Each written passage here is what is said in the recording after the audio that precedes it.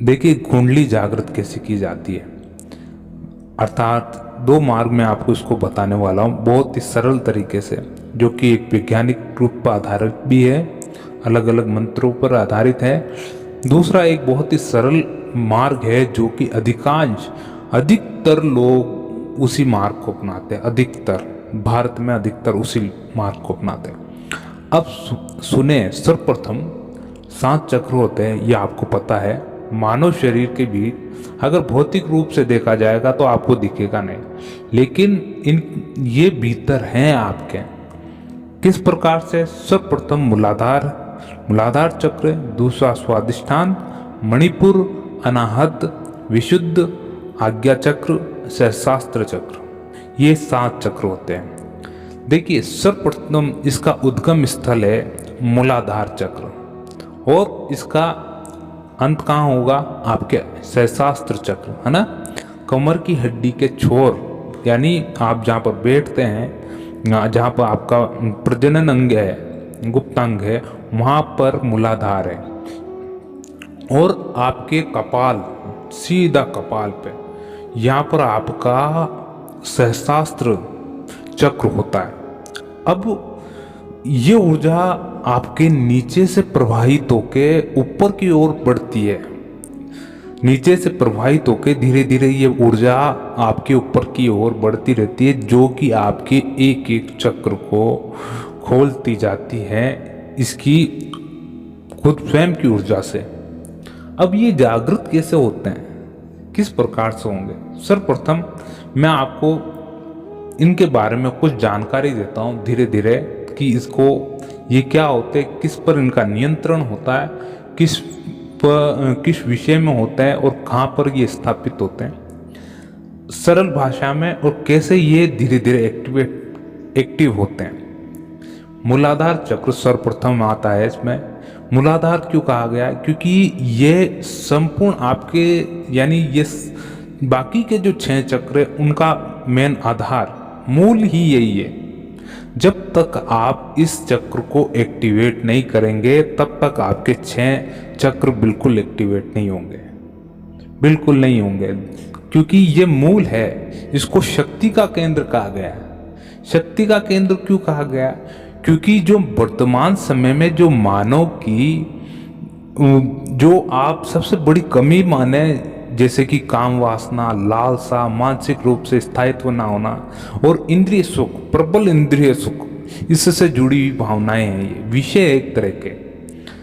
ये अगर ये किसी का, व्यक्ति का भी अगर ये मूलाधार चक्र एक्टिवेट होता है, तो मान के चलिए काम वासना, लालसा, मनुष्य लालसा, माया मोह, मानसिक रूप से स्थायित्व और इंद्रिय जो सुख है वो उन पे काबू पा लेगा पूर्ण रूप से, अगर ये एक्टिव होता है तो। इसकी प्रवृत्ति क्या है? ये सुरक्षा, अस्तित्व और मानव मौलिक क्षमताओं पर यह आधारित है।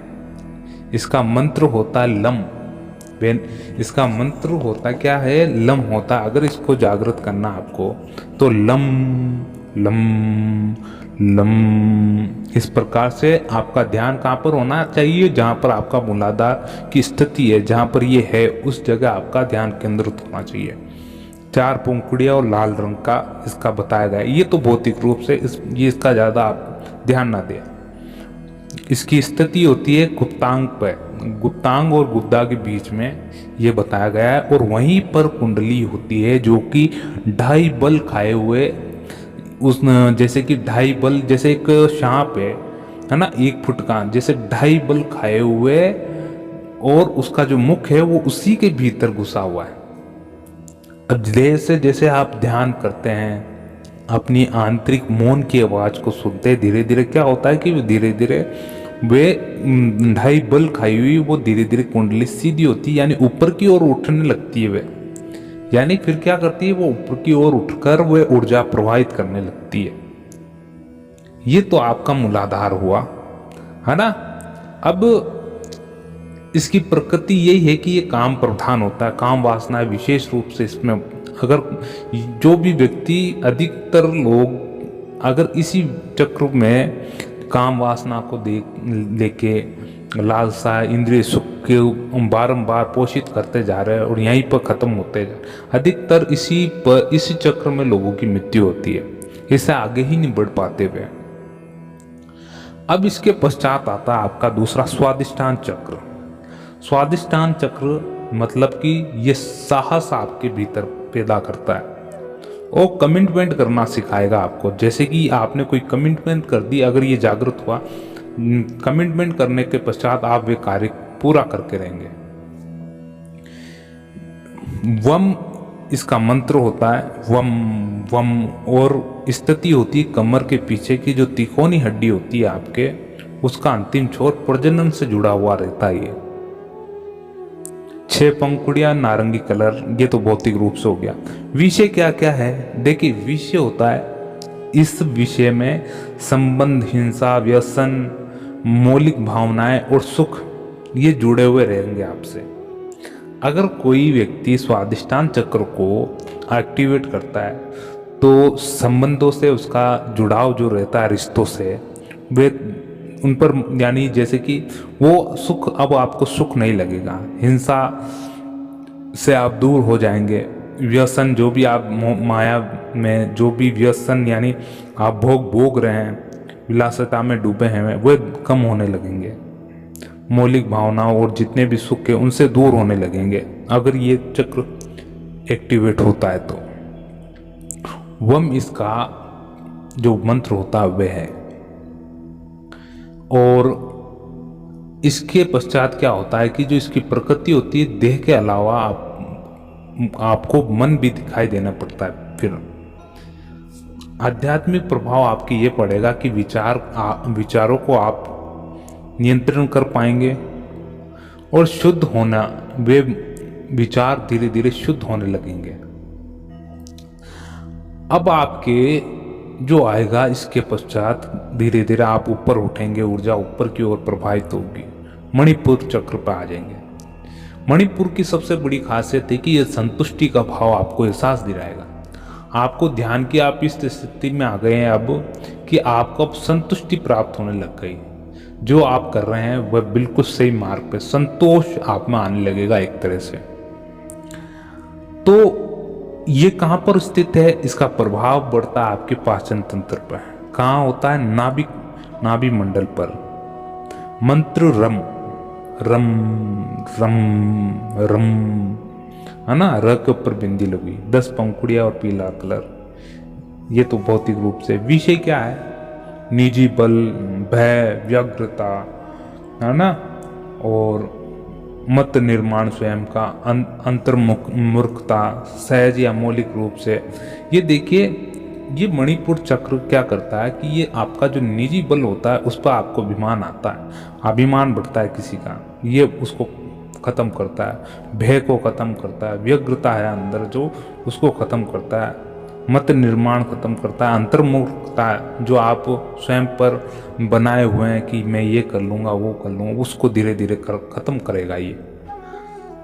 तत्पश्चात जो मणिपुर चक्र है आपके बल, भय, व्यग्रता, इनको सबको खत्म करता है ये। पाचन से संबंधित होता है, नाभि कमंडल पर यह स्थित होता है। इसकी प्रकृति है कि आपको हृदय प्रभाव दिखेगा। इस पर प्रभाव क्या है इसका? कभी कभी आप इस स्थिति में आ जाएंगे ध्यान में कि विचार शून्य होने लगते, एकदम एकाग्र, कोई भी प्रकार का आपको विचार नहीं आएगा, कोई भी प्रकार का आपको कोई भी विचार नहीं आएगा। अब देखिए, मणिपुर चक्र के पश्चात क्या होगा कि आपके 3 चक्र एक्टिवेट होने के पश्चात आपकी ऊर्जा और ऊपर की ओर उठती है। अब ये ऊर्जा उठकर आपके अनाहत चक्र पर पहुंचती है। अनाहत चक्र का संबंध होता है सबसे बड़ा से बड़ा भय और तनाव को दूर करता है ये अनाहत। जब आप इस स्थिति में आ जाएंगे तो मान के चलिए आपके भीतर से भय और तनाव पूर्ण रूप से दूर हो जाएगा। कहाँ ये स्थित होता? आपके सीने के पास। मंत्र यम, यक पर ये यम, 12 पंखुड़ियां। विशेष इसके विषय क्या है? जटिल भावनाएं, करुणामयी होना, है ना, और समर्पित प्रेम, संतुलन, अस्वीकृत कल्याण, इस प्रकार की विषय होते इस पर। यानी जटिल जो भावनाएं इस पर जुड़ी हुई रहती है। करुण भाव, आप जैसे कि आपने सुना होगा कि अनाहत को सुनना, अनाहत चक्र धीरे धीरे, ये देखिए ऐसी स्थिति में आते हैं आप, उसके अनाहत आप जो सुनते हैं तो आपको धीरे धीरे सुकून मिलने लगता है। समर्पित प्रेम ईश्वर के प्रति आपका बढ़ता है। एक कल्याण की भावना आपसे जुड़ जाती है, जन कल्याण की, और आपकी प्रकृति इस पर आपकी रहेगी कि आत्मा दिखाई देती है इस स्थिति में। और इसका प्रभाव है, सबसे गहरा प्रभाव इसका आपके मन पर पड़ता है। अगर आप इस स्थिति में आ जाते हैं तो आप प्रत्येक पल आपका मन प्रसन्न रहेगा, प्रतिपल आपका मन प्रसन्न रहेगा। अब आप इसके पश्चात विशुद्धि चक्र, जो कि आपकी वाणी में होता है, और ये वाणी पर ही प्रभाव डालता है। कहाँ पर? गल ग्रंथि पर, जहाँ पर आपके कंठ होते हैं, वहीं पर इसकी स्थिति होती है। 16 पंखुड़ियां, है ना। अब जो इसके विषय हैं आप सुने कि शारीरिक रूप से ये विशुद्ध और भावनात्मक रूप से स्वतंत्रता, मानसिक रूप से उन्मुक्त विचार और आध्यात्मिक रूप से ये सुरक्षा की भावना को नियंत्रण करता है। भावनात्मक रूप से ये आपको स्वतंत्र करने की कोशिश करेगा। आपके मन के विचार इस प्रकार होने लगेंगे कि आप स्वयं को स्वतंत्र मानेंगे कि नहीं, अब मैं स्वतंत्र, इस पूरे जहान सृष्टि से मैं बिल्कुल अलग हो गया। यानी इस संसार से, माया से तो मैं अलग ही हो गया, स्वतंत्र, मानसिक रूप से उन्मुक्त विचार आप मानने लगेंगे। आध्यात्मिक रूप से आपको सुरक्षा का भावना ऐसी उठने लगेगी। अब तो मैं सुरक्षित हूँ, आपको किसी प्रकार का कोई भय नहीं रहेगा। इसकी प्रकृति होती है कि आप अगर इस स्थिति में आ जाते हैं तो आपको परमात्मा की एक झलक, हल्की सी झलक यहाँ पर आपको दिखाई देने लगती, उसका अनुभव होने लगता है। आध्यात्मिक प्रभाव क्या रहेगा? आध्यात्मिक प्रभाव ऐसा रहेगा कि आपके चेहरे पर धीरे धीरे तेज बढ़ने लगेगा। जहां पर भी आप जाएंगे कि तो आप एक शांत प्रवृत्ति, और चेहरे पे बहुत तेज, आपकी वैल्यू बढ़ने लग जाएगी एक तरह से। मंत्र क्या है? हम, यानी ह के ऊपर चंद्र बिंदु। इसके पश्चात आज्ञा चक्र, जो कि आपका छठा चक्र है। आज्ञा चक्र ये मानसिक दृढ़ता और क्षमा भाव को प्रेरित करता है। आज्ञा चक्र दोनों भुवों के बीच में, आंखें की दोनों भुवों के बीच में आपके आज्ञा चक्र होता है। 2 पंखुड़ियों वाला कमल होता है। देखिए इसके जो विषय क्या होते हैं कि उच्च और निम्न अहम को संतुलित करना, अंतरस्थ मार्गदर्शन पर विश्वास होता है इसका।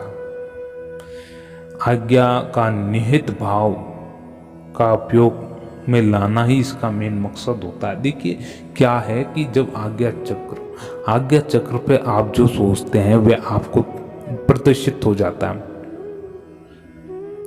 और जो इस चक्र को जागृत करता है, इस स्थिति में आ जाता है, तो जो परमात्मा की झलक होती है वे आपको अधिक समय तक उसका दृश्य होता है। अधिक समय तक उसको आप देख के मौन बैठे रहते हैं और एक जगह जुड़े रहते हैं उस जगह। आध्यात्मिक प्रभाव ऐसा होता है कि अज्ञात जो भय होता है उससे मुक्ति हो जाती है।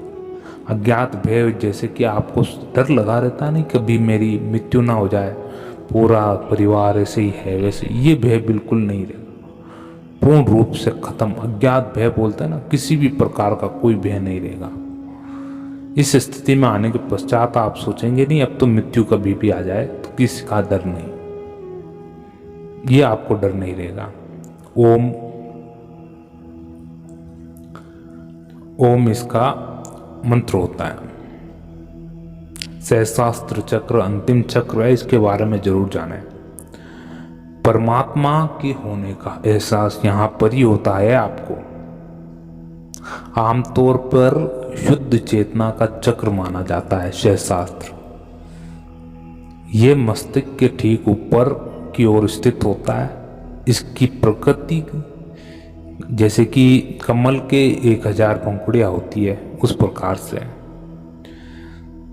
ये बिल्कुल सिर के शीर्ष पर यानी कपाल पर स्थित होता है।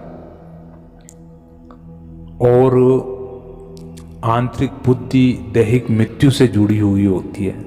जो व्यक्ति इस स्थिति में आ जाता है, मान के चलिए इस स्थिति में आने के बाद कि प्रकृति और जीवों में परमात्मा की झलक उठती रहती बारंबार, कि प्रकृति में जितने भी जीव है वे प्रत्येक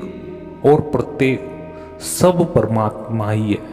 परमात्मा का अंश दिखाई देने लग जाता है। कहते हैं ना कि स्वयं में जब राम आ जाते हैं तो सब में ही राम ही दिखते हैं, सब तरफ ही कृष्ण कृष्ण है, सब तरफ ही एक भगवान का रूप दिखाए। यही यानी ब्रह्म में लीन होता है वो, हर जगह ब्रह्म दिखता है उसको, कि ब्रह्म की देन है, इस सृष्टि की रचना की है।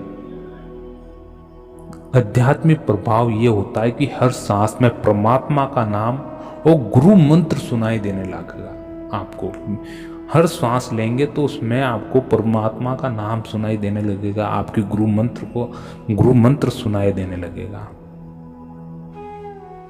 देखिए सहस्रास्त्र तक पहुंचता है तो ये मुक्ति का स्रोत, मुक्ति का देखिए मूलाधार तो आपको एंट्री करेगा, जो शक्ति का द्वार है। वो सहस्रास्त्र आपकी मुक्ति का मार्ग है। मान के चलिए सहस्रास्त्र को आप भेदेंगे और आप इस मुक्ति के मार्ग पर आके, इस सहस्रास्त्र पर ही एक ब्रह्मरंध्र होता है जहां से स्पंदन, मान के चलिए कि आप एक मुक्ति के द्वार पर आ गए। धीरे धीरे ध्यान की प्रक्रिया इस प्रकार आपके आगे बढ़ती रहेगी। आपको अलग अलग चीजों का एहसास होगा।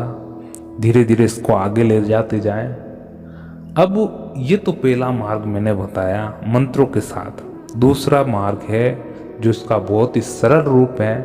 अगर आप इस वैज्ञानिक रूप अलग अलग मंत्रों के साथ नहीं जाते, सिर्फ और सिर्फ एक मंत्र, वो भी है आपका गुरु मंत्र, या फिर जो आप जो भी इष्ट मानते उसको आप अपनी प्रेरणा बनाएं और उस पर चल पड़े। बस धीरे धीरे धीरे धीरे धीरे धीरे धीरे धीरे जैसे समय दर समय निकलता रहेगा, धीरे धीरे ये आपके चक्र अपने आप जागृत होते रहेंगे और आपको हर चीज का जो जो मैंने बातें बताई है इनके विषयों की, काम वासना है ना, काम वासना, भय से मुक्ति, मोह से मुक्ति, धीरे धीरे एक एक चक्र ऊपर ये ऊर्जा ऊपर उठती रहेगी आपके धीरे धीरे। तो आपके भीतर का जो अंधकार है वे हटता जाएगा और जो ज्ञान का प्रकाश है वो धीरे धीरे आपके भीतर फैलता जाएगा। फिर आप एक अंतिम चरण पर आप पहुंचेंगे, सहस्रास्त्र। वहां से आपको सत्य का पता चलेगा, पूर्ण रूप से सत्य का पता चल जाएगा कि आप क्या हैं, क्या आपकी प्रकृति है, आप किस मकसद से इस दुनिया में आए और क्या आपको करना चाहिए। और सब चीज आपको वहीं पर क्लियर हो जाएगी। देखिए आज के लिए बस इतना ही। आपका इस विषय में क्या एक तरह से माने क्या ओपिनियन है हमको ज़रूर बताएं और कमेंट के माध्यम से। तब तक के लिए जय श्री राम। ओम नमो भगवते वासुदेवाय।